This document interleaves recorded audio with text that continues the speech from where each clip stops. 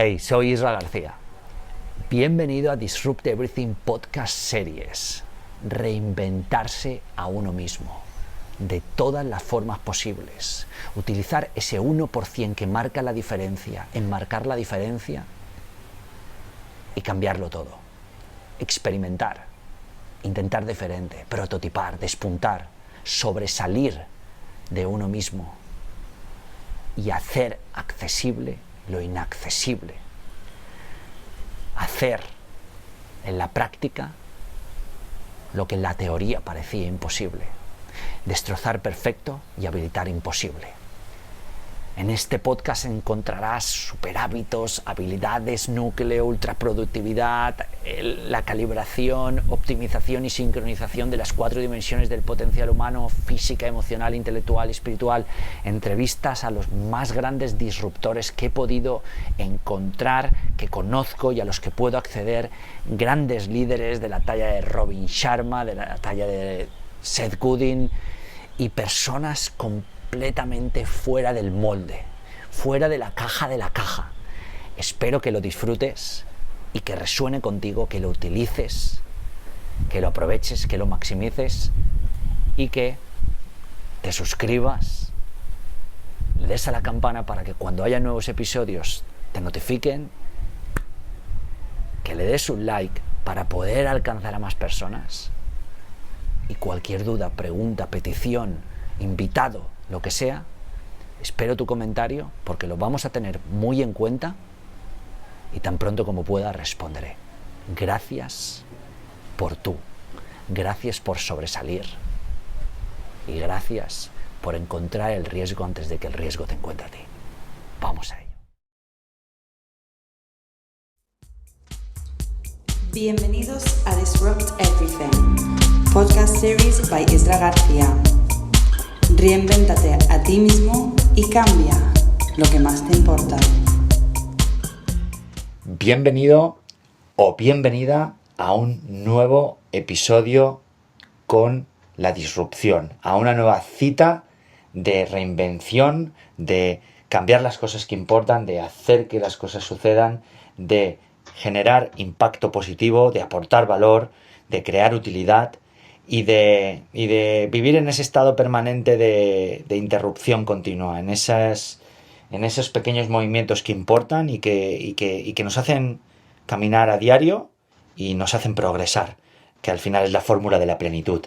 Aquí, esto es un nuevo episodio de Disrupt Everything Podcast Series. Yo soy Isra García y hoy hay una nueva entrevista con un nuevo invitado especial que está conectando desde España y yo ahora mismo estoy conectando desde Sudáfrica, Ciudad del Cabo, y Pedro Bierrum en Madrid. ¿Cierto, Pedro? Cierto, aquí estamos, muy buenas. Pedro, bienvenido. Encantado de estar aquí conversando contigo. ¿Quién es Pedro? Pedro Bierrum San Sebastián, en 1962, es un periodista especializado en economía, fue redactor en televisión española, redactor jefe en Actualidad Económica, uno de los miembros fundadores y luego director del diario ¿Qué? Hasta 2011, y actualmente es subdirector de expansión al frente de expansión.com, la web. Una web visitada por millones de personas, no solo en España, en muchos países alrededor del mundo. Además, Pedro es licenciado en Ciencias de la Información por la Universidad de Navarra, Premio Periodismo de la Energía en 1997 y autor de la novela La Torre Quemada y del prólogo La Depresión de la Era de Internet, de Michael J. Mandel.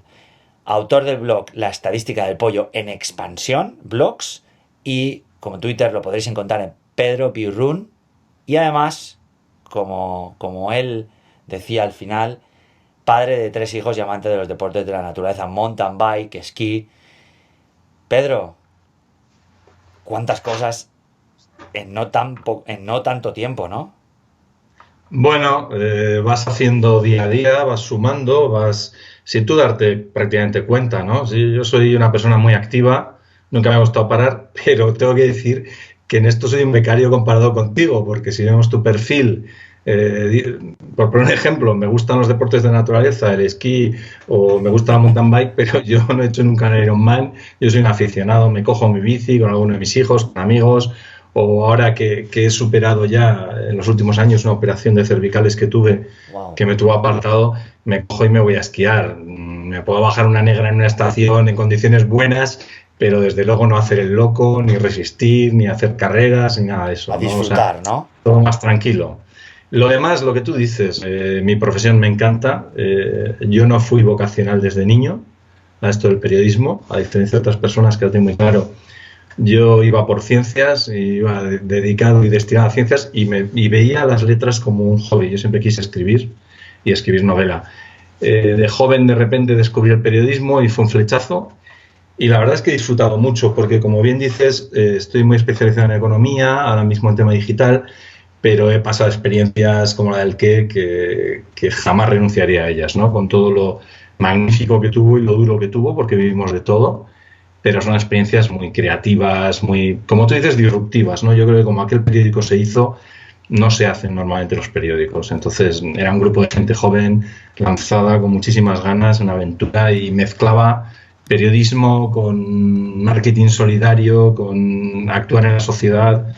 Fue muy disruptivo, ¿no? Y he vuelto al periodismo económico en el tema digital, que es lo que más me apasiona, y como tú dices, intentar que la gente entienda qué es esto de la economía.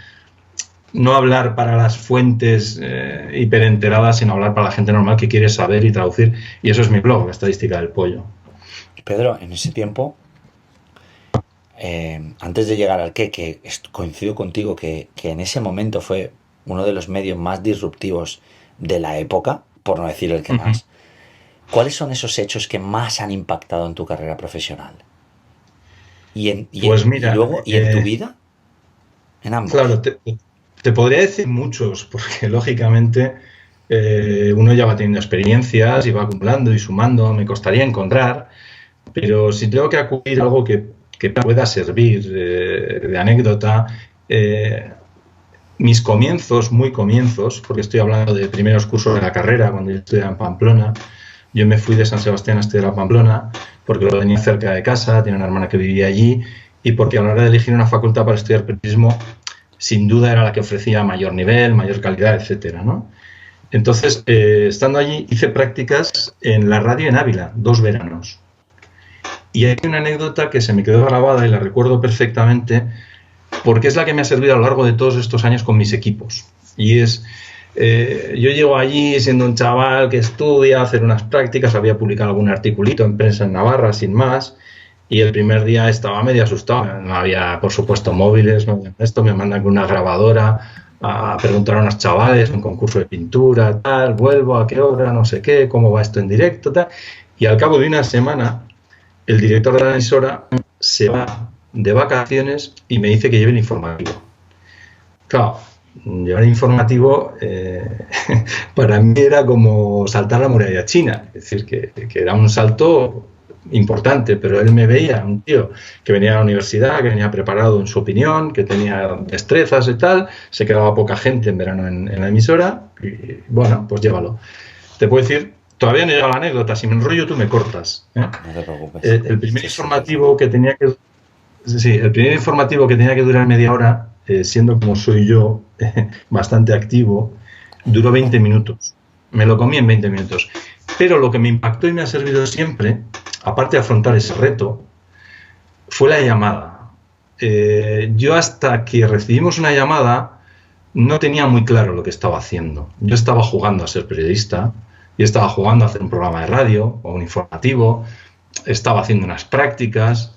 En el momento que llamó el primer oyente, preguntando algo o diciendo algo, me di cuenta de la gente que había detrás, de que yo estaba hablando en aquel momento para un montón de gente que estaba escuchando la radio y a la que afectaba lo que yo decía.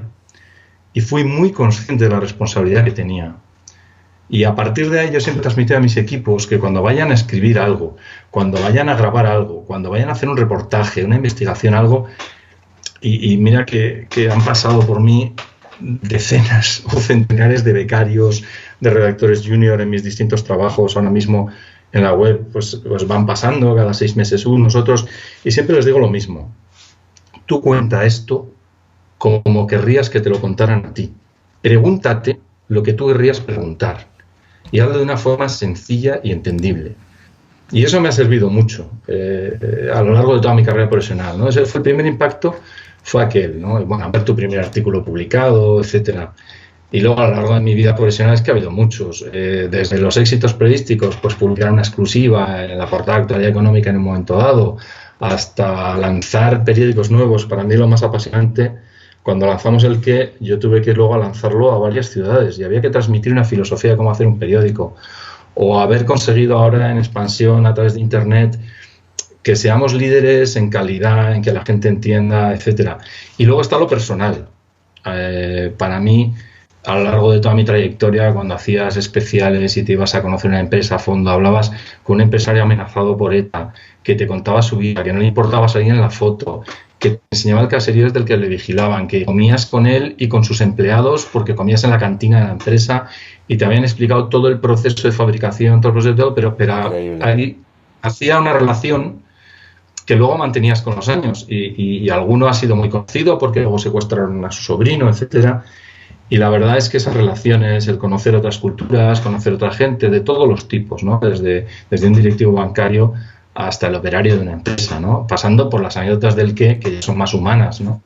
En el que vivimos experiencias muy importantes. En un momento en el que caían bombas en Irak, no yo personalmente, hubo compañeros míos que aterrizaron en Bagdad en hélice para esquivar las bombas, para traerse a España 50, varias decenas de niños iraquíes enfermos a curar a España. Y los trajimos y estuvimos con ellos. Yo subí al avión para recibirles, me acuerdo un día por la noche, fuimos todos, o sea, el director en aquel momento, yo no era director todavía, el director se empeñó en que fuéramos todos, menos 4 que eran en el periódico, al avión a verles, a ver las familias, a recibirles, a abrazarles, a traerles. Estuvimos con ellos meses, uno murió. Bueno, pues son experiencias que la verdad es que esta profesión te permite vivir y no renuncias, ¿no? Luego pues has hecho viajes, etcétera. Y llegando al qué, porque en muy pocos minutos que llevamos de entrevista lo has mencionado mucho y eso significa que causó un gran impacto en ti, o entendemos, o entiendo. Hombre, lo he mencionado un par de veces porque realmente es la experiencia diferencial. Claro. Ser algo muy distinto, rupturista, más aventura. Es verdad que a mí ahora mismo me parece muy importante lo que hago. Es decir, yo creo que Expansión hace una tarea importantísima. Absolutamente. Porque para la gente la economía es vital y ahora mismo, pues por ejemplo, intentamos... llevamos unos años muy duros, unos años de crisis donde ha habido todo tipo de problemas y hay que intentar ser ecuánime y riguroso. Quiero decir, se ha atacado mucho a la banca y con razón en muchas cosas, cuando hubo un problema sobre todo de ladrillo, de las cajas, de productos estructurados, etcétera, en España y fuera de España, y con todo el sentido. Y luego nos pasamos al otro extremo y la gente no es responsable de los papeles que firma, de cómo ha firmado la hipoteca, entonces... Tratar de ser ecuánime, informar para todos, tratar de estar en medio, ser riguroso. Bueno, quiero decir, hoy ha salido una sentencia del Supremo que dice que si tú has firmado un papel diciendo que sabes lo que firmas y que a pesar de todo quieres firmar y son unos swaps y tal, que no, que hay que explicarlo mejor. Bueno, pues está muy bien, hay que hiperproteger, pero igual nos pasamos mucho al otro lado, ¿no? No sé cómo decirte, pero bueno, creo que es muy importante que este país vaya a tener una cultura financiera, que la gente sepa qué hacer con el dinero, lo que cuesta el dinero, cómo sacarle rentabilidad, cómo arriesgar o no arriesgar según su perfil, dar información, por supuesto, sobre la corrupción, sobre la política, sobre la sociedad, creo que es muy importante. Bueno, me ha salido el qué porque me preguntabas por mis épocas pasadas y anécdotas. De hecho, iba a profundizar. Claro, salir del mundo sería la economía. Sí, claro, y profundizamos lo que quieras, que desde salir del mundo de la economía a hacer un periódico como fue desde cero, rupturista. Toda España. Tuvimos casi 2 millones de lectores. Es que llegamos a ser el segundo periódico más leído de este país. Bueno, fue brutal. Y Pedro, fue una experiencia. ¿Cuál es el aprendizaje que más te ha marcado en toda esa trayectoria como director del diario qué? Quizás el trabajo en equipo. Fíjate, mira, yo he pasado por muchos puestos. Yo he sido becario 2 veces en mis tiempos pasados. He sido redactor, he sido jefe de sección sin título oficial, he sido redactor jefe, He sido subdirector, director, vuelvo a ser subdirector y de la parte digital. He trabajado con cantidad de equipos. Bueno, pues yo me defino, fíjate que suena raro porque a mí la palabra en sí no me parece atractiva, me parece fea, hasta gris, pero yo siempre me he definido como un engrasador. Es decir, yo, aquello que viví con aquella llamada de radio, sí, yo creo que estoy para que las piezas encajen. Dinamizador. Pongamos, sí, yo quiero decir, una pieza es el público y otra las fuentes. Bueno, pues yo estoy en medio. Yo tengo que hacer que lo de las fuentes llegue al público lo más traducido, riguroso y entendible posible. Pero también tengo que hacer de engrasador en mi equipo. Yo tengo un equipo al que si le impongo y le digo pon este titular y pon este otro titular y esta noticia por encima, lo va a hacer mientras yo esté delante. Cuando yo no esté delante, no va a tener criterio porque esta y no la otra. Entonces yo lo que trato es de decir por qué este titular y por qué esta noticia va y de que entre ellos haya esas mismas ideas. Y a la vez, entre departamentos. Hoy en día, por ejemplo, bueno, pues en nuestro caso la tecnología y los contenidos van unidos de la mano de una manera estrechísima. Y si no engrasas el departamento tequi con el departamento de contenidos, pues las cosas chirrían, ¿vale? Y te podría poner ejemplos de esto y luego si quieres hablamos de lo que pienso del mundo digital, del futuro de la prensa, pero bueno, por volver al qué. En el qué fue nacer de cero. En las mesas de las secciones la gente estaba sentada de cara a su ordenador y solo con girar la silla, porque eran círculos, estaba en una mesa de reunión. Y eran reuniones constantes. Y todo el mundo opinaba, para bien y para mal. Eso en esos momentos era muy extraño. En esos momentos sí, lo era. Y además discutíamos todo. Y cuando había un tema bueno de portada, la 2-3 que llamábamos, y ya lo teníamos claro, de repente no era suficiente, pasaba algo y había que darle otra vuelta. Y entonces se podía venir el último becario que hubiera entrado al periódico, podía entrar por la noche al despacho del director, donde estaban reunidos los redactores jefes y el director, cuando yo era director después, y opinar de la portada. Podía perfectamente, todo el mundo podía opinar de la portada, de la portada. Claro, luego te encuentras los otros extremos, ¿no? Recuerdo anécdotas que siendo director del periódico un día, dije, oye, pero este titular, ¿qué? Y el chaval, jovencito, recién llegado, me mira y me dice, es que así se titulan, ¿qué? Y dije, perdona, estás hablando con el director. O sea, ¿en qué nos llegaban a llamar sensacionalistas? Porque hacían titulares muy grandes y muy atractivos. Pero en cuanto rascabas un poquito, ahí de sensacionalismo no había nada. Detrás estaba el dato. Yo recuerdo unas frases que decíamos, si vas a darle a alguien, le vas a dar con motivos, con todos los datos, con todas las fotos y porque sea una cosa grave. Decir que uno dice que el otro ha hecho no vale nada, que lo firme. Su nombre y apellidos. Entonces, los titulares tenían que ser llamativos y atractivos, porque si no los leía nadie. Pero además de ser llamativos, atractivos y originales, tenían que ser verdad, tenían que responder a la información y a los datos que había detrás, y si no, no valían. Claro, el chaval que llegaba allí creyendo que aquello era una cosa muy divertida y muy para gente joven y tal, metía un titular que era una frase hecha o que era una rima y tal, y ya se creía que aquello era la bomba, ¿no? Y flipaba porque lo crujíais. Claro, lo gracioso es que se permitía decirle al director cómo se titulaba en qué, y yo en aquel momento no supe si reírme o montarle un pollo, ¿no? Bueno, pues hacía la enseña, le dices y te sientas. Y... Bueno, era un proceso muy de trabajo en equipo, ¿no? Y a mí, yo creo que trabajar en equipo toda la vida he descubierto que es lo mejor, que luego tiene que haber alguien que en un momento determinado toma la decisión, ¿no? Sí. Y tiene que estar ahí y la asume para bien y para mal. Y cuando eres director es muy complicado, ¿eh? Hay momentos, yo lo aprendí. Siempre he dicho que me encanta ser segundo. El director lo tiene muy jodido porque, sí. Perdón, no me gusta usar estas palabras. No paras de recibir hostias. Bueno, el problema es que hay un momento que la pelota, como decía que se para en tu mesa y no va más allá, no tienes a quien recurrir. La última decisión la tomas tú y no sabes lo que va a pasar mañana. De hecho, ahora en el mundo digital todo es muy rápido y se cambia en cada momento para bien y para mal. En papel tú por la noche te puedes acostar a las 2 de la mañana con una bomba en portada y no sabes lo que va a pasar cuando te levantes por la mañana con eso. Increíble. Y lo que pase pueden ser muchas cosas muy distintas. De hecho, en que tuvimos denuncias y demandas a montones y yo fui a juicio varias veces porque, claro, al tener tantísima audiencia, tanta, pues claro, la gente está esperando a ver lo que haces, pero yo recuerdo tonterías como, por ejemplo, recibir una denuncia por una fotografía hablando de la obesidad. Y nos denunció una persona porque la que salía en la foto era su madre. Y yo no entendía nada, porque la señora de la foto estaba de lejos andando por la calle y de espaldas, y no se reconocía para nada. Bueno, al final resultaba que la persona a la que se refiere la denuncia venía por otro lado andando de frente en la foto, y ni estaba ni en primer plano. Bueno, te quiero decir, vivimos un montón de experiencias, ¿no? Y el trabajo en equipo es importante. Y esa experiencia que al final has ido adquiriendo como redactor, ¿qué te hace pensar o qué crees, o qué te ayuda, qué crees que es lo que necesita el redactor del 2018 para sobresalir en su trabajo? Que cada día pues mira, yo creo que es más difícil. Yo ahora vivo mucho como todo el mundo techie, lo digital, procuro estar al día, leo muchísimo, discuto mucho, hablo con todos los departamentos. Sin embargo, cuanto más pienso y más lo reflexiono, yo volvería a decir lo que llevo diciendo. Yo recuerdo una vez, fui a la universidad a dar una clase y me preguntaba el profesor, bueno, estos chavales aspiran a ser becarios en el periódico y tal, ¿tú qué le pedirías a un becario para que entrara a trabajar allí?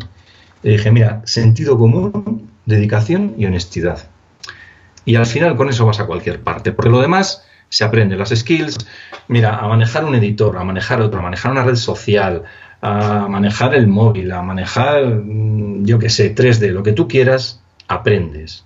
Pero si no hay una base de sentido común y de rigor, no tienes mucho que hacer ni mucho a dónde llegar. Ahora, hoy en día, pues hay que ser rápido, hay que estar atento, pero el rigor es muy importante, y sobre todo en Internet, porque estamos viendo barbaridades, ¿no? Yo creo que tenemos un problema social muy, muy grave. Creo que ahora mismo soy relativamente pesimista con los medios de comunicación, porque bueno, ya lo dijo Steve Jobs hace muchos años, no habéis querido tener los datos de vuestros clientes y usuarios y su tarjeta, y les estáis dando todo gratis. Entonces llega un momento que si nadie paga por lo que tiene un valor, se va deteriorando lo que estás haciendo, porque cada vez hay menos medios para hacerlo. Y si además vamos al puro clic y a lo viral, pues tenemos un problema grave, muy grave, ¿no? Yo te diría que la tecnología es fundamental, y si quieres te pongo un ejemplo con el que yo creo que se ve muy claro.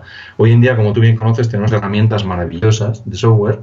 Yo en mi pantalla, yo tengo varias pantallas abiertas, yo en mi pantalla veo constantemente, cuando veo la home de la web, aparte de que una cosa es la home y otra el móvil, pero bueno, cuando veo la home de la web, veo en cada noticia un globito que, según el color que tenga y el número que tenga, está diciendo qué número de orden es esa noticia por el número de usuarios o lectores que tiene en ese minuto. Me está diciendo si sube o si baja de lectores. Luego puedo ver el engagement, el tiempo que están en ella, cómo van otras noticias desde ella, etcétera, etcétera. Vale, por poner un ejemplo. Vamos a poner que todas las webs tenemos esta herramienta. Y que esta herramienta tuviera un piloto automático. Y el piloto automático dijera lo que más visitas tiene, manda. Bueno, pues todas es la misma información y sabemos qué información sería. Sí. Por no hablar de otras cosas, pues vídeos de gatitos. Ese es el problema. Entonces, esa herramienta para mí es increíblemente útil, pero yo tengo una estrategia editorial y me sirvo de ella. Ella no se sirve de mí. Por ejemplo, yo con esa herramienta descubrí, nosotros en nuestra página tenemos diariamente unos encuentros pues con gente experta en bolsa, etcétera, dan consejos, hablan de valores, y lo tenemos muy abajo, porque lo teníamos ahí, no está todo el día activo, pues cuando estaba activo sí, cuando no, estaba perdido, y descubrimos que la gente estaba mucho tiempo dentro de esos encuentros, mucho tiempo, y estaban a fondo, pero no tenía más visitas. Con esa herramienta descubrimos que poniéndola durante el encuentro más arriba, multiplicábamos por muchísimo el número de visitas y, por supuesto, la estancia en el tal. Entonces, las herramientas son, hoy en día, sin Big Data, sin herramientas, estás perdido, no tienes nada que hacer. El problema es cuando nos confundimos y queremos imponer la herramienta al contenido. La clave son los contenidos. Al periodista que quiere estar, yo le diría, ten criterio y contenido, da valor añadido, dale al usuario que está enfrente, como decía al principio, lo que tú querrías que te dieran a ti. Empatía total. Por ahí va. ¿Perdón? Empatía total. Efectivamente. Pedro, tú tienes un estilo de redacción muy personal, al menos así lo veo yo, ¿no? ¿Qué significa para ti escribir? Porque, por ejemplo, para mí, el otro día hablando que estabas hablando de deporte, ¿no? Ahora estoy en Ciudad del Cabo porque voy a hacer una prueba a favor de una organización benéfica para construir la primera escuela de emprendimiento aquí en los barrios marginales de Langa.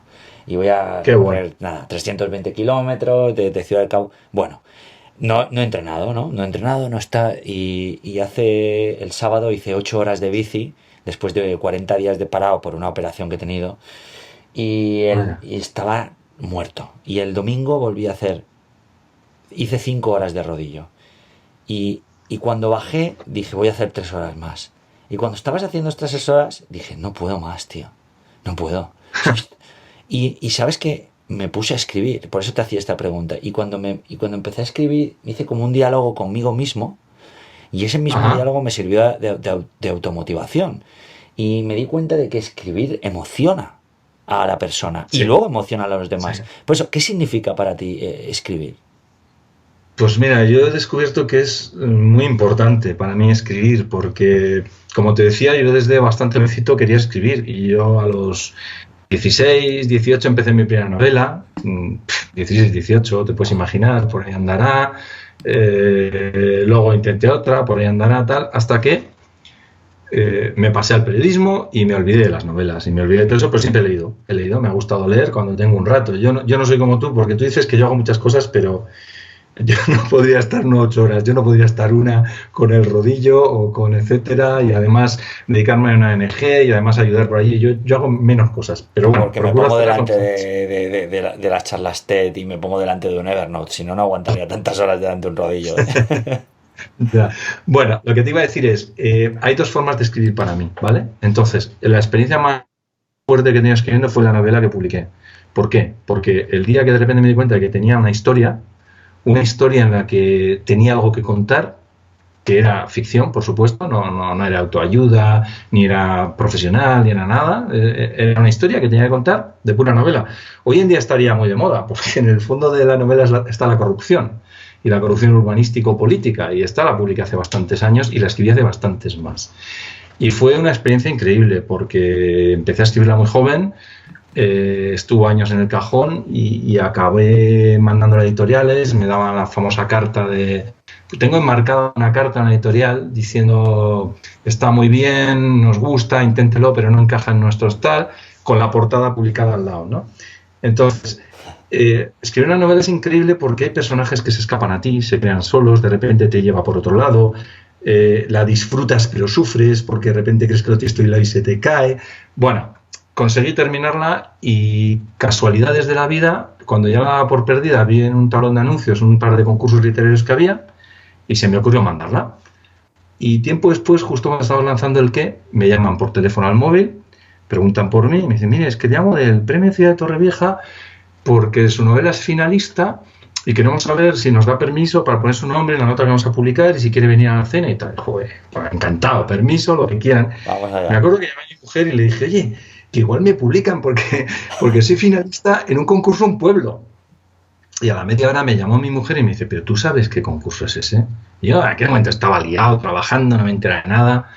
Claro, cuando me di cuenta de que era el Premio Ciudad de Torrevieja, que junto con el Planeta eran los 2 premios más grandes de Latinoamérica literarios, y con la gente que competía, aluciné. Y cuando vi que éramos 5 finalistas entre 396 novelas de toda Latinoamérica, que al final ganaron Zoe Valdés y Javier Sierra ese año. Yo quedé Estamos hablando de la novela de La Torre Quemada.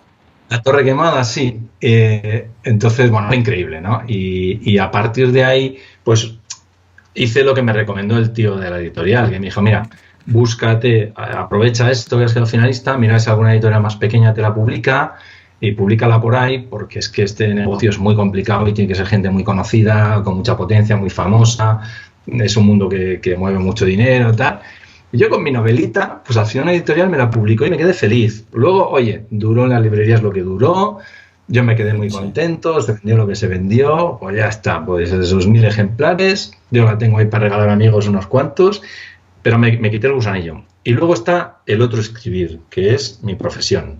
Eso fue un divertimento, y ojalá algún día haga otra, empecé otras 2, pero no tengo tiempo, sinceramente, no tengo tiempo. Y lo otro es lo que tú me dices, yo me doy cuenta que necesito escribir por el blog. Si yo me paso una semana sin escribir en el blog, Yo leo mucho, corrijo mucho, veo muchos textos, pero necesito contar algo. Ahora, Total. yo no puedo contar algo si no tengo algo que contar por escrito.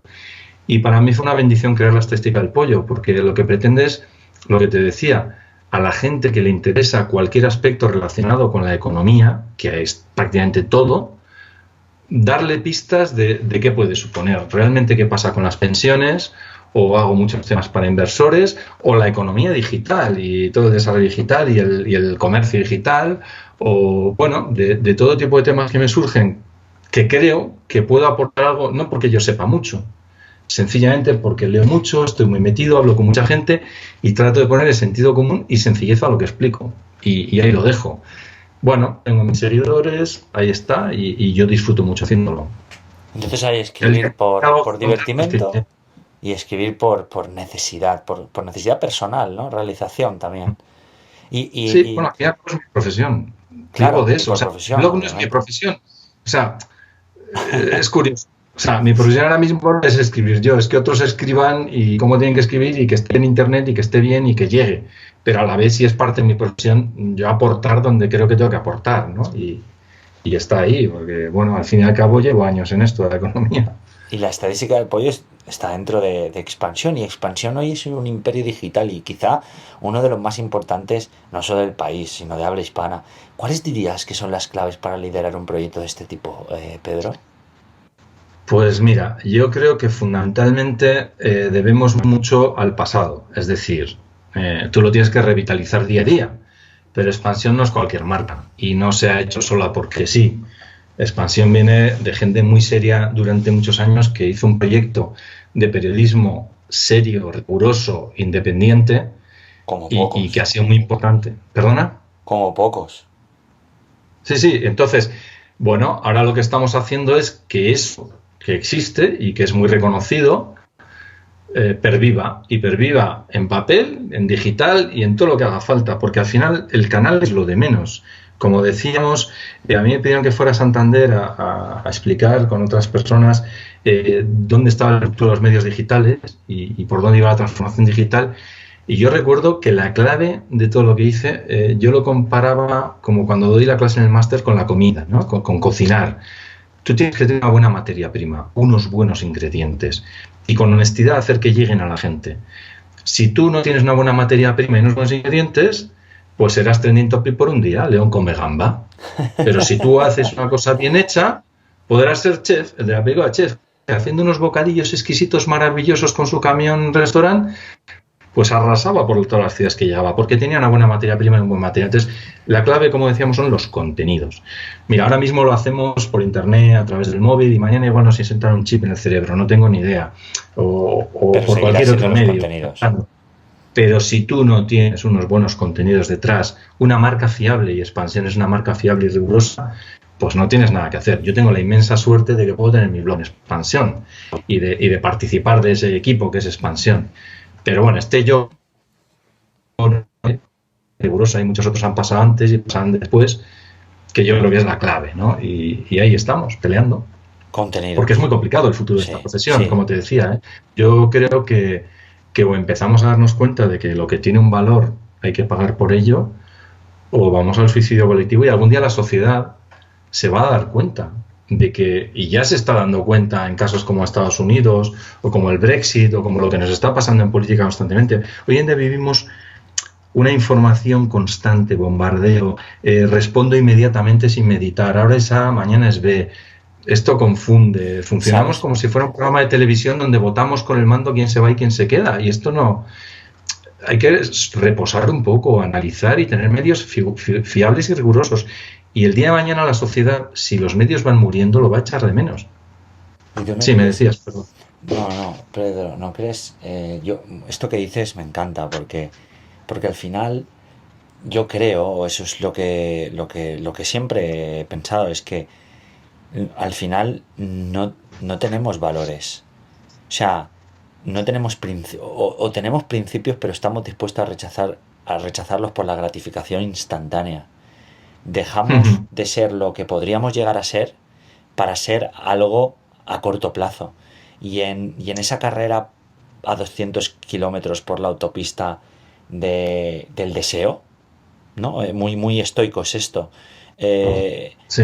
Dejamos todo lo que sea detrás. Como decía Marco Aurelio, ¿no? Sin principios y sin rectitud, solo somos una montaña de huesos, piel y carne viva. Y al final, la sociedad en la que vivimos está dispuesta a cualquier cosa por un like, por un comentario. Sí. Sí, es tremendo. ¿Sí? Es tremendo. Y eso es todavía más triste cuando profundizas y rascas y escarbas y te das cuenta que al final estamos vacíos. Porque hemos estado o estamos dispuestos a dejar nuestros principios y nuestros valores a un lado para conseguir lo que ansiamos. Eso es el fin de cualquier cultura intelectual. Uh-huh. y que consiga algo con mérito, con que merezca, no sé. Yo soy una persona que he perdido miles de oportunidades, pero a día de hoy de la única cosa de la que puedo estar orgulloso es que nunca he traicionado mis valores. Y no sé si será mejor o no será peor, o podría tener más o podría tener menos, pero hostia, cuando me voy a dormir, o sea, sé quién soy, y cuando me levanto vuelvo a saber quién soy. Creo que eso, Pedro, no sé si te parece lo mismo, está tan cotizado en este mundo, es tan complejo. Estoy absolutamente de acuerdo contigo, vamos, absolutamente, y coincido plenamente. Yo creo que una de las cosas más importantes, y lo repito muchas veces a la gente que está cerca de mí, es que, mira, al menos yo sé que me acuesto tranquilo con lo que he hecho en ese día. Oye, a veces reflexionas y esto lo podía haber hecho mejor, aquí he metido la pata, pero como tú dices, en lo serio, en lo importante, en lo que de verdad pesa, en los valores, en lo que tú crees, es eso, y estoy totalmente de acuerdo. Y comparto tu idea. O sea, yo lo único, intento ser un poquito menos pesimista. Yo creo que no hemos renunciado a los valores, creo que están ahí en el fondo, pero que sí hacemos una cesión temporal de renuncia a los valores. Es decir, la gente sale a las redes sociales y a internet como si se hubiera tomado 2 copas con los amigos, y esto no puede ser. O sea, esto tiene una responsabilidad, esto llega a un sitio, esto es muy importante. Y el problema es que como eso ha cogido mucha fuerza en los últimos años, ha calado en los profesionales, ha calado en algunos medios, ha calado en los políticos, ha calado en... Mira, yo el día que vi a Mariano Rajoy en el hormiguero, dije, para que Mariano Rajoy, siendo como es él, haya ido al hormiguero previo a elecciones, ¿cómo está cambiando esta sociedad? Sí. Quiero decir, que no tengo nada contra el hormiguero, ¿eh? O sea, ni me parece genial que vaya. Yo creo que tiene puede ser a disposición de la gente y que le hagan preguntas y a todo tipo de programas. Pero quiero decir, conociendo lo que es, lo que era y las ganas que él tenía de ir a estos programas o no, dices, bueno, es que hemos convertido un poco todo en un espectáculo, y no en España, en el mundo en general. Sí. En un espectáculo inmediato, rápido, todo se decide corriendo. Hoy digo mañana lo contrario, periodismo de declaraciones políticas. Es la búsqueda por la visibilidad y por la exposición y por el clickbait. Al final es eso. Sí. Yo por eso quiero ser optimista, y el punto optimista que pongo es que yo creo que esto es como un sarampión muy grande a nivel global, pero que acabará cambiando. Yo creo en la persona humana bastante.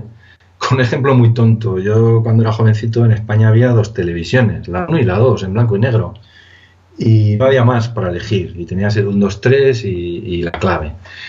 Bueno, luego dejé de ver la tele, fui adolescente, joven, salí, no paré y no veía la tele. Cuando volví a la televisión, había muchas televisiones en color, pero la oferta era muy mala. La oferta en general, para mí y para lo que yo quería para mis hijos, no me daba la calidad. Y entré en la televisión de pago, y ahora veo los deportes y las series que quiero y practico inglés y punto. Y si no, no lo veo, y a la hora que yo quiero. Yo creo que con la información va a acabar pasando lo mismo. Yo creo que la gente se va a acabar dando cuenta, y ya se está dando cuenta un poco de que no vale todo, de que no me vale que hoy me digan que van a subir esto y mañana me lo bajen, y al revés, y que hoy soy de este lado y mañana soy del otro. La gente va a ir dándose cuenta y va a ir reflexionando, y yo confío. Entonces, a corto plazo soy pesimista, a medio y largo quiero ser más optimista. Ojalá no me equivoque, pero no lo sé. Y Pedro, volviendo a la expansión, porque hay una pregunta que... Hay mucha gente que seguro que quiere escribir para expansión, ¿no? ¿Cómo les dirías tú a ellos que podrían hacerlo? ¿Cómo puede escribir alguien en expansión? Bueno, es sencillo y complicado a la vez. Quiero decir, vamos a ver, hay una cosa que se llama expansión papel, donde edición impresa, donde el espacio es muy limitado y caben unas X firmas y hay bofetadas. Quiero decir que hay una larga lista de gente que quiere publicar porque columnistas, etcétera, hay gente muy prestigiosa que lo hace. Y luego está expansión internet, donde tenemos mucha más amplitud, porque internet cabe más cosas, pero no todo puede ser destacado. Y como buscamos un poco esa calidad, ese rigor, esa excelencia, hombre, tratamos de que sean determinadas firmas, de que tengan experiencia. Tú tienes un blog en expansión, sí, y no eres cualquiera. Es decir, entonces, me gustaría decir que cualquiera puede escribir un blog en expansión, pero no es cierto. Hay que cumplir una serie de requisitos, hay que tener experiencia, hay que tener un background, hay que tener algo detrás, un rigor y algo que contar que interese. Entonces, y lo tenemos ahora más cerrado. Pero en cualquier caso, contestando a tu pregunta, hay que simplemente tener un contenido que sea de valor para nuestros usuarios y lectores. Si tú tienes un contenido que es de valor y que es riguroso, puede tener cabida.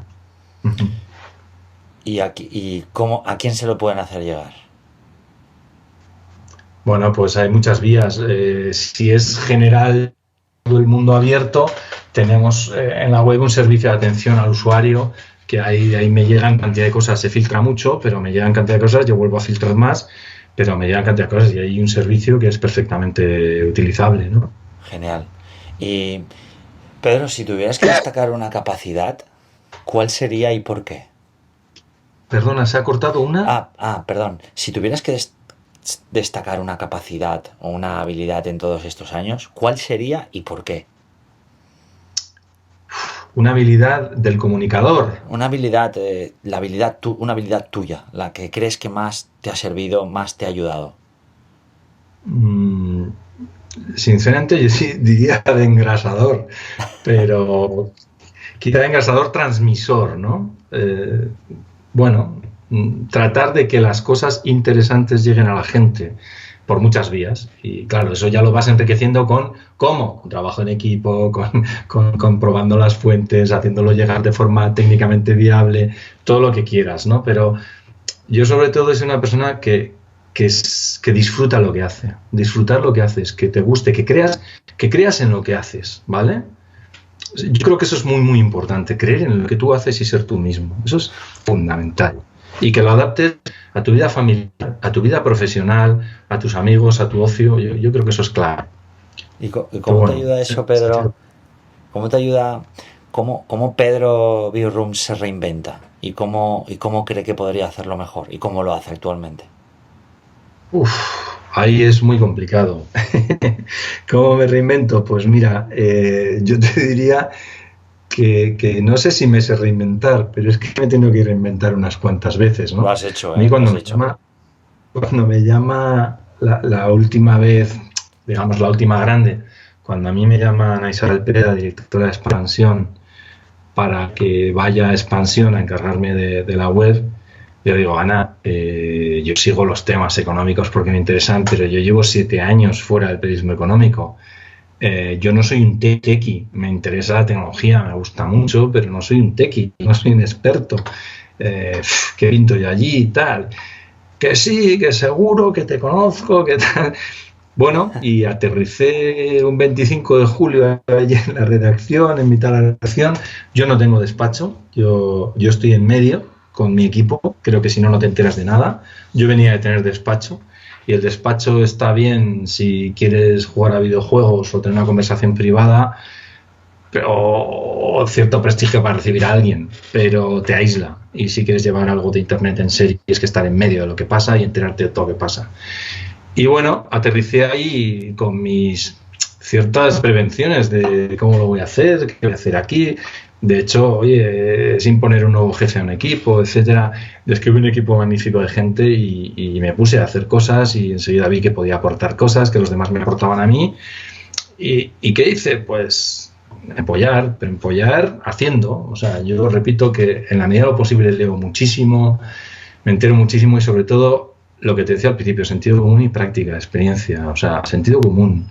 Se hacen muchas barbaridades. Yo repito mucho una frase y no quiero que se tome a mal, ¿eh? No quiero que se tome a mal, pero Dios nos libre de los gurús. Y cuando digo los gurús es del PowerPoint, vengo consultor, te hago un proyecto maravilloso, le pongo un lacito, te lo vendo por una pasta y me voy y ahí te quedas. Porque tengo amigos que se dedican a eso, con los medios de comunicación.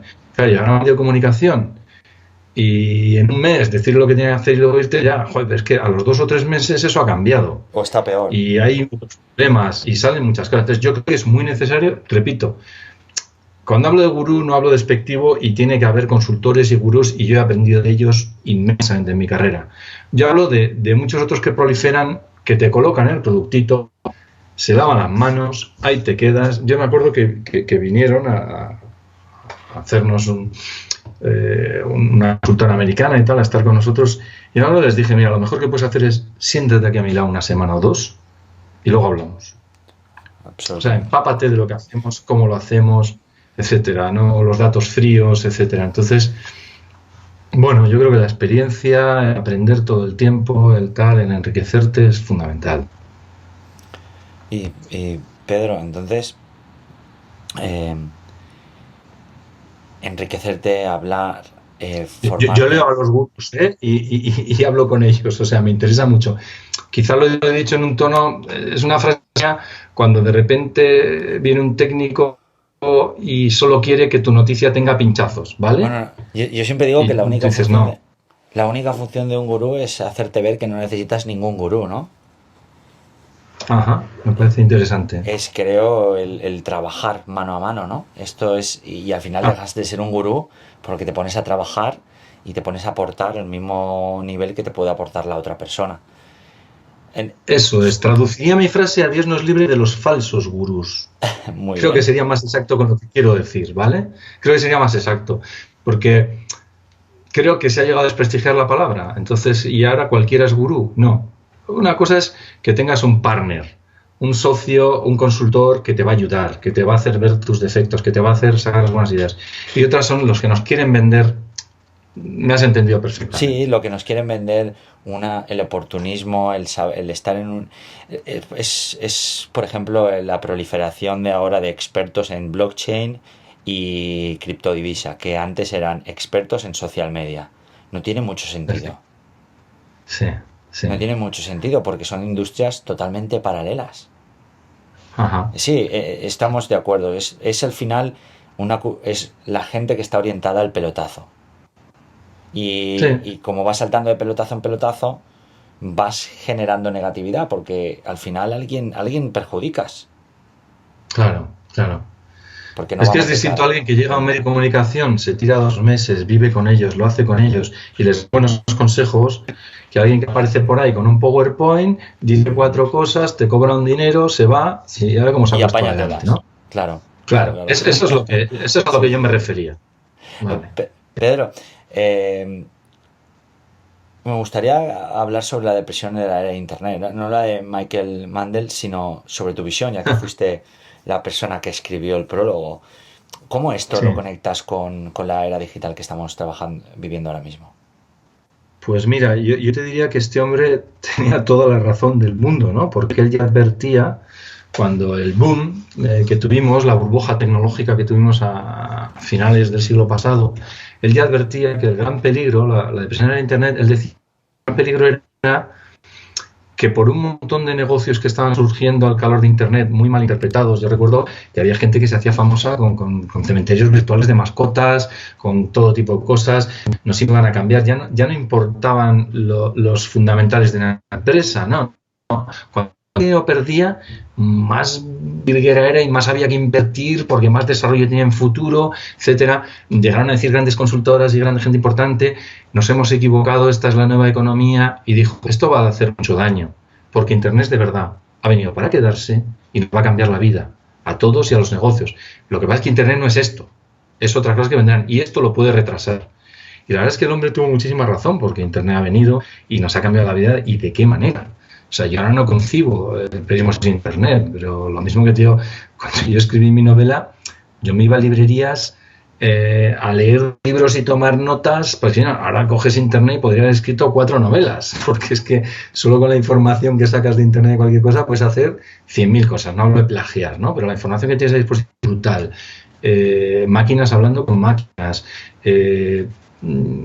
comercio online, todo, es increíble cómo nos ha cambiado la vida, ¿no? Y yo creo que eso es muy importante y que este hombre tenía mucha razón, pero ahora tenemos que saber digerir esta transformación y yo creo que van a confluir. Por ejemplo, el comercio electrónico. Yo tengo bastante claro que no hay una guerra entre online y offline. Es que Amazon está comprando tiendas físicas y el Corte Inglés está dando su batalla en Internet. Van a acabar confluyendo, cada uno con especialización, pero confluirán en algún punto de alguna manera. Entonces, tenemos que digerirlo porque ha ido demasiado rápido, ¿no? Big Data, robotización. Un día te dicen que los robots nos van a quitar el trabajo, al día siguiente te dicen que no, que van a crear empleos nuevos. Bueno, habrá que ir digiriéndolo y aplicándolo como en nuestro negocio. Es que ha cambiado todos los negocios. Empezó con la música y el cine. Ahora nosotros estamos inmersos en el periodismo, pero es que la banca también. Es que el transporte, es que ahora el car sharing, Cabify, etcétera. Está cambiándonos todo a mucha velocidad. Yo creo que lo que hay que poner aquí es sensatez.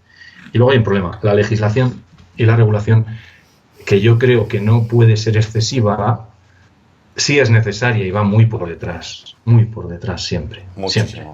Pero bueno, y muy por detrás.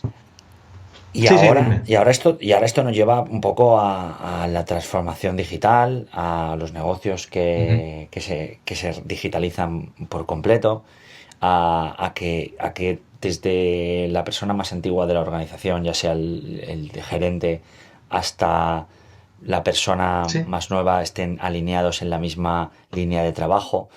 Yo creo que se avecinan... Perdona, pero te he perdido un poco, ¿eh? Perdona.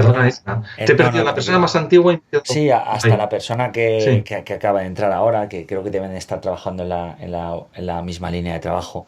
Creo que vienen momentos interesantes y muy disruptivos para hacer funcionar los negocios, porque el mercado se vuelve más inteligente, más astuto, cada vez hay más recursos, hay los activos como el tiempo son más escasos, entonces creo que cada vez debemos de ser mucho más...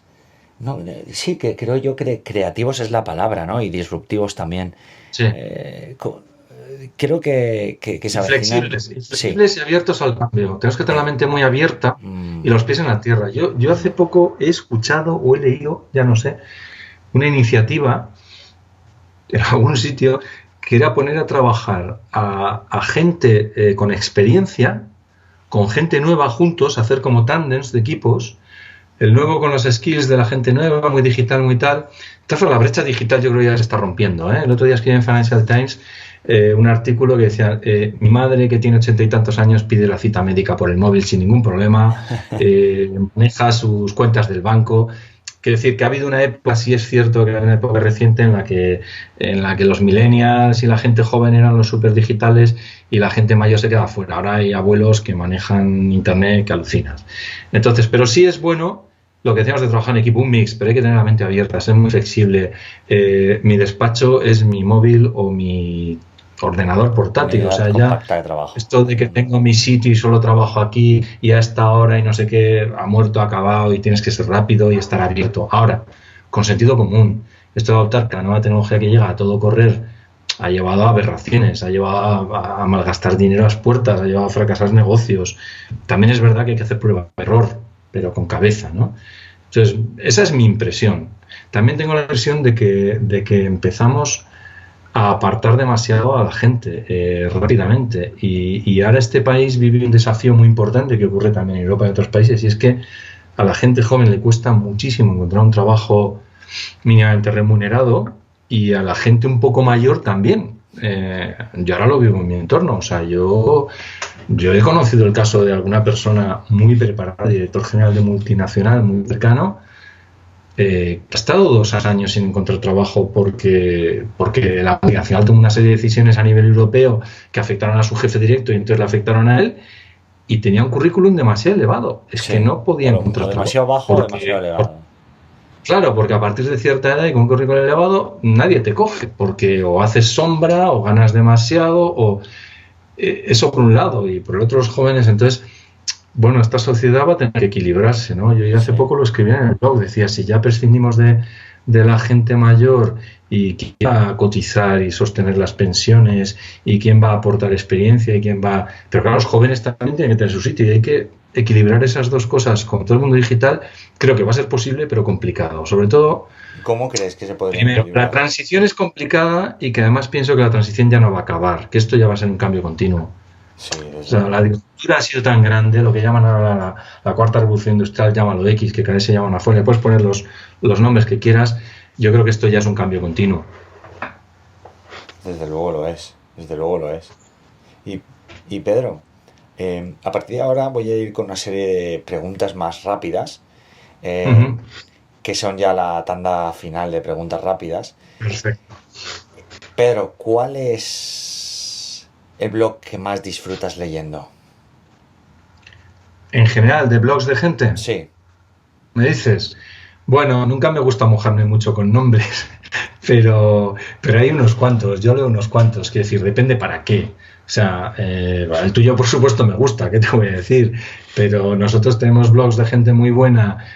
A mí me gusta mucho cómo escribe Nicolás López de temas de bolsa o Guillermo Santos, porque son gente muy tranquila, muy ecuánime, sin vender motos, muy normales.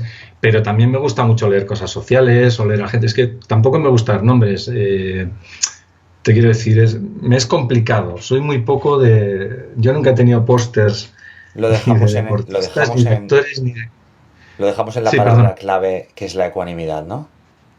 Sí, que sea gente sensata y que diga cosas sensatas, que intente que lo que dice ahí nos sirva a los demás. Y soy muy ecléctico, leo muchos tipos de cosas, de muchos tipos diferentes, y además no tengo buena memoria para los nombres y para todo esto porque le dedico a otras cosas. Leo bastante, ya te digo, lo que puedo. Últimamente surfeo, porque es que no da casi tiempo a leer. Luego ya me paro a leer la última novela que estoy leyendo. Ya esa me paro de noche en la cama y tal, cuando puedo, ¿no? Porque llega un momento y te cuesta concentrarte, cojo de aquí y de allá. Pero sí, y hay blogs muy buenos y luego te puedo decir, pero bueno, tampoco vamos a... ¿Qué libro recomendarías leer a cualquier persona que escucha este podcast? ¿Y por qué?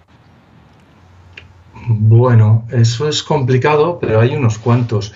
A mí me impactó mucho de joven, es una tontería, pero no era uno, eran 4. El Cuarteto de Alejandría de Darrell. ¿Por qué? No de Gerard Darrell, el famoso de Mi familia y otros animales, sino de su hermano, Lawrence Darrell. ¿Por qué? Porque eran 4 libros que contaban una historia desde 4 perspectivas diferentes, ¿no? Y muy bien hilados y muy bien construidos, ¿no? Igual que cuando veo una serie, me encanta que si voy por la temporada 4 esté enganchando con cosas de la 1 o de la 2 y esté muy bien armada y construida, o que la novela que yo escribí, que apenas son 200 y pico páginas, pero eso fue ir constriñendo lo que llegaron a ser 500, daba muchos saltos y flashback en la historia en distintas épocas y que todo esté armado uno con otro, es decir, construirla es un poco como un puzzle, ¿no? Como un rompecabezas. Entonces ese me impactó, pero bueno, yo leo de todo, o sea, he leído libros que me han gustado muchísimo. Me da mucha rabia porque el verano pasado leí uno que me encantó de un autor en Estados Unidos que se ha hecho famosísimo. Ay, no consigo recordarlo, ya vas a acordar. Bueno, ahora mismo estoy leyendo a Paul Auster, estoy leyendo la última, 4321, la estoy leyendo en inglés. Bueno, Paul Auster me gusta bastante cómo escribe, tiene cosas distintas, algunos para mí son demasiado surrealistas, pero por ejemplo el de El invierno, de su un poco autobiografía, me encantó. Es que leo de todo, paso de eso a los thrillers y de los thrillers a Eduardo Mendoza, que es un autor que me encanta de novela, ¿no? Y tiene cosas también muy diferentes. Te puede decir muchos, ¿no? O una biografía, ¿vale? Dime, perdona. ¿Qué biografía destacarías? Pues mira, yo me leí la de Steve Jobs, me pareció interesante, pasa como a todas, que le sobran unas cuantas páginas porque se repite mucho. Leí la de Ben Bradley, a la gente a mi alrededor no le ha hecho gracia, a mí me gustó mucho en su momento. Bueno, diferentes, leo cosas muy distintas. ¿En qué error, en qué error sientes que sigues cayendo, Pedro?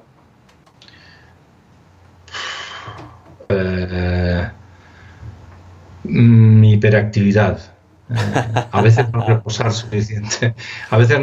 suficiente, ir demasiado rápido, demasiado todo corriendo a la vez, no poder reposar más las cosas, y eso a veces te puede llegar a hacer cometer errores. Ese quizás sea el principal en mi caso. ¿Qué te dices a ti mismo por las noches cuando te vas a dormir? Aparte de buenas noches. Sí, aparte. Bueno, lo último que hago no se debe hacer nunca. Y es que he hecho una última llamada al móvil porque yo lo tengo siempre conectado. Sí, ya por trabajo. Yo lo tengo conectado y a veces suena un beep que es un urgente o algo. Pues, en fin, ese es un drama, pero es por trabajo.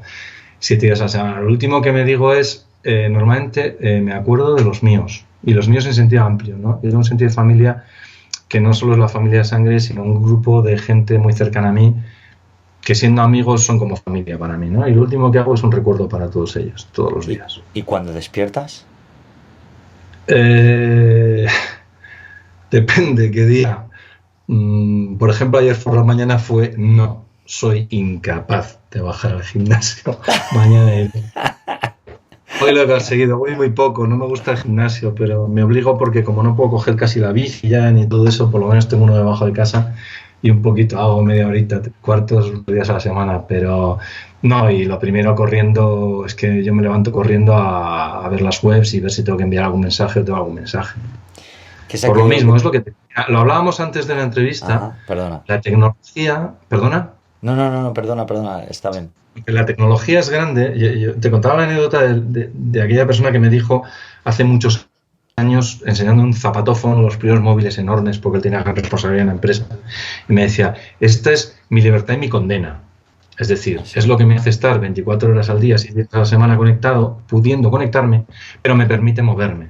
A mí el trabajar en el digital me permite que yo, después de muchos años, por ejemplo, en mi anterior trabajo, saliendo normalmente de media a la 1 de la madrugada de trabajar, de media, había días que mucho más tarde y el que más pronto, a las 10:30 de la noche, yo ahora puedo salir mucho antes y ver la luz del día e incluso tomarme una caña en un momento dado.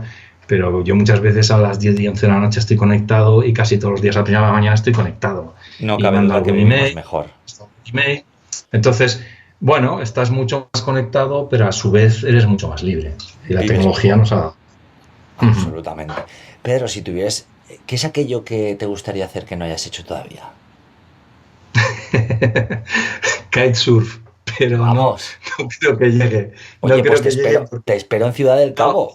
Es la cuna. Yo creo que me tienes muy mal conceptuado en el sentido de deporte. Una cosa es que a mí me gusten ciertos deportes y otra como sea yo como deportista. O sea, yo me encanta el esquí y esquío, me encanta. Yo windsurf he hecho, pero he hecho windsurf poquito, sin viento, 5 días un cursillito con un amigo, sin olas, una cosa sencilla. Ahora, que pensándolo fríamente, y si un día tengo el tiempo y me da tiempo y puedo, es un deporte que viéndolo me apasiona y creo que me encantaría, pues porque me gusta la bicicleta de montaña y sobre todo bajar cuestas, me gusta el esquí bajar cuestas, me gusta el windsurf, pues estoy seguro que ya windsurf con cometas, pegando saltos con olas, tiene que ser la leche. Ahora, la leche, no lo he hecho y no tengo ni idea. ¿Escribir otra novela? Me encantaría. Bueno, me quité la espina de la primera, he empezado alguna, me encantaría, pero bueno, tampoco tengo grandes ambiciones en ese sentido. Y por supuesto, desarrollando mi profesión. Dime, perdona. Si tuvieras que enfrentarte al rechazo, ¿cuál sería el primero que confrontarías? ¿En qué sentido? ¿Sentirme rechazado o rechazar? No, si tuvieras que enfrentarte a algo que te causa rechazo o que te da miedo o que tratas de evitar, ¿qué es lo primero que confrontarías? Hay una cosa que no soporto y nunca me ha gustado y me cuesta mucho, que es la mentira. Es algo que yo no soporto y me cuesta. Quizás sea porque a mí me cuesta mucho mentir, y quizás sea por mi profesión, ¿no? Porque mi profesión es fundamental tratar de ser honesto. Yo creo que la objetividad absoluta no existe, pero sí existe el deber de intentar tender a la objetividad. Y cuando noto que alguien o puedo descubrir que alguien me miente o engaña o imposta, es algo que llevo muy mal, muy mal. Lo llevo muy mal, sí. Pedro, ¿qué pregunta te gustaría que te formularan que todavía no te han planteado? Sinceramente, no tengo ni idea. Te soy sincero. Una pregunta que me gustaría que me formularan. Que todavía no te hayan planteado. Me gustaría que me respondieran, más bien ustedes respondían, ¿no? ¿Cuál es la fórmula de felicidad? Pero esa me la tendrían que responder, dar una pista. Pregunta que no me hayan hecho, sinceramente, no lo sé. te iba a hacer una broma, ¿no? Quieres ganar $1.000.000, pero no, o sea, no soy nada materialista. No soy nada materialista. Sí quiero tener mis necesidades cubiertas, suficientemente cubiertas, pero tampoco soy ambicioso. ¿A quién te gustaría entrevistar? Uf, a casi todo el mundo. ¿A una persona?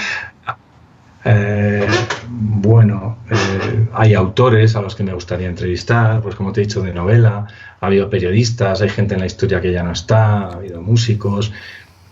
Es que sería un tópico decirte un nombre, pero mucho más tópico si te digo ya un Gandhi, a un no sé qué, que diga cualquiera, pero sí a gente que ha sido mucho, pues un Matt Bradley, por ejemplo, te digo, a gente que ha sido mucho en mi profesión y de la que pudiera aprender, ¿no?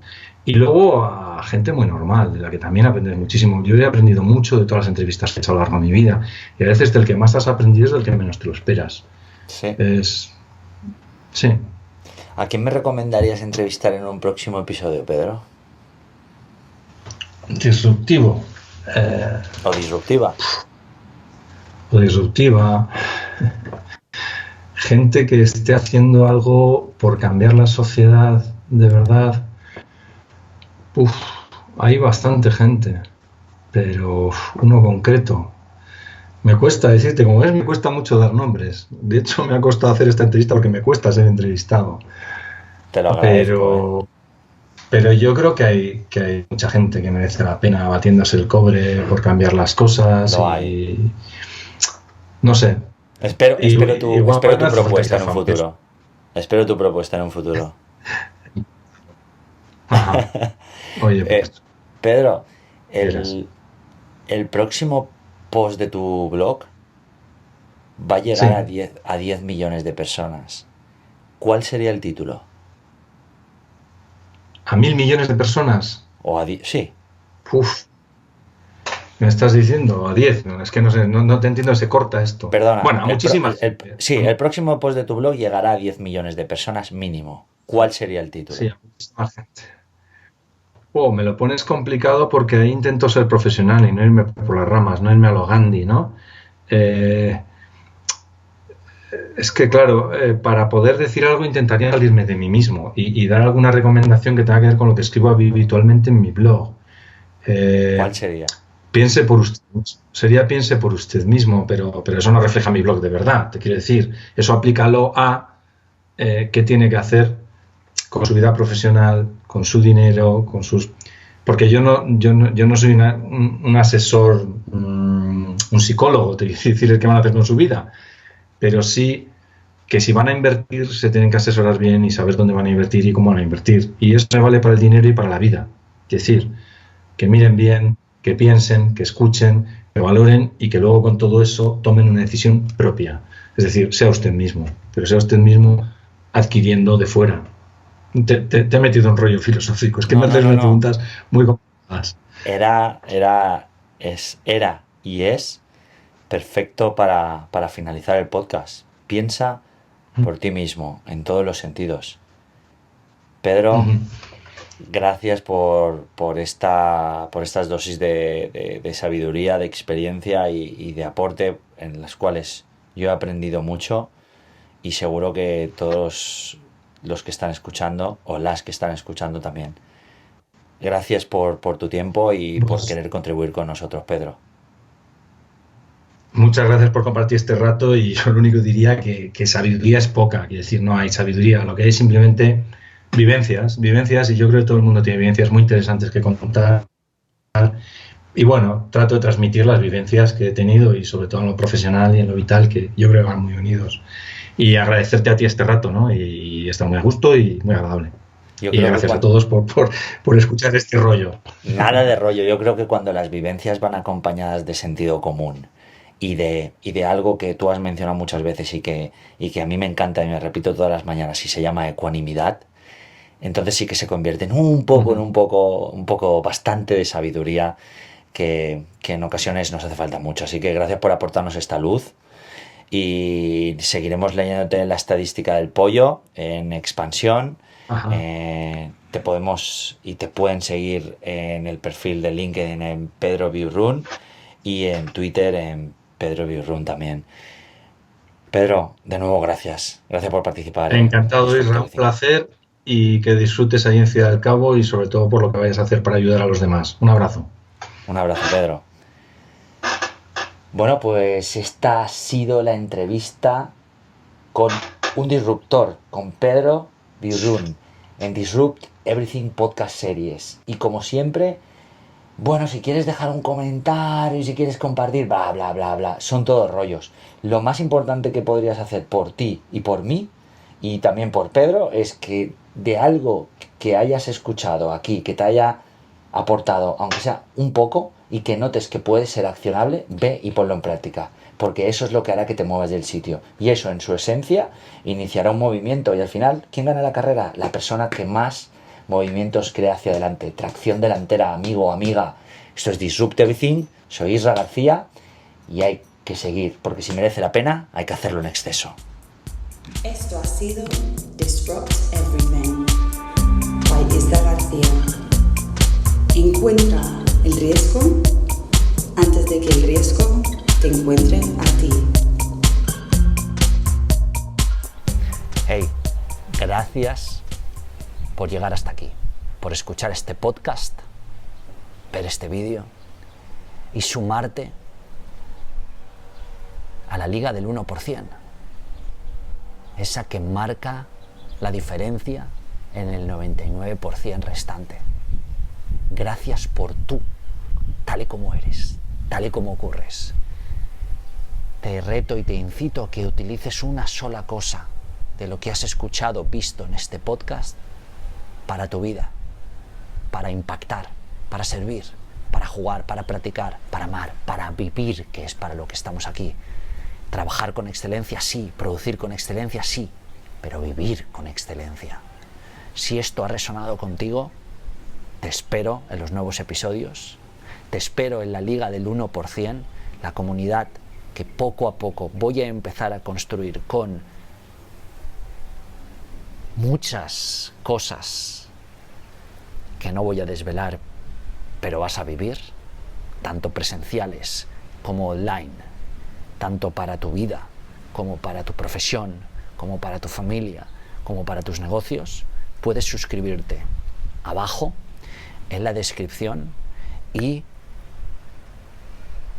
un favor, voy a pedirte que si escuchas este podcast en YouTube, que vayas a Spotify o Apple Podcast, si utilizas alguno de ellos, te suscribas al podcast y dejes una valoración y una reseña, porque eso nos ayudará a llegar a todavía más personas. Este podcast ha alcanzado más de 6 millones de escuchas y más de 300.000 descargas al mes. Mi trabajo es seguir haciéndolo sin publicidad, sin pretender obtener nada más que esto. Para mí la acción, hacerlo, estar aquí es la propia realización, es el propio resultado, la propia recompensa. El haber impactado a cientos de miles de personas que ya están reinventándose a sí mismas. Si no utilizas ninguna de estas dos plataformas, deja un comentario aquí de qué te ha parecido, de cómo lo has vivido. Es importante porque tú cuentas, porque todo cuenta, porque cada instante es la gran victoria. Cada ser vivo es la gran victoria, cada uno de nosotros, cada movimiento, cada pensamiento, aunque no lo creamos, es la gran victoria de las victorias. Gracias. Y vamos a seguir haciendo que las cosas sucedan, bailando con el momento, reinventándonos y utilizando la disrupción positiva para cambiar todo lo que importa. Vamos a ello.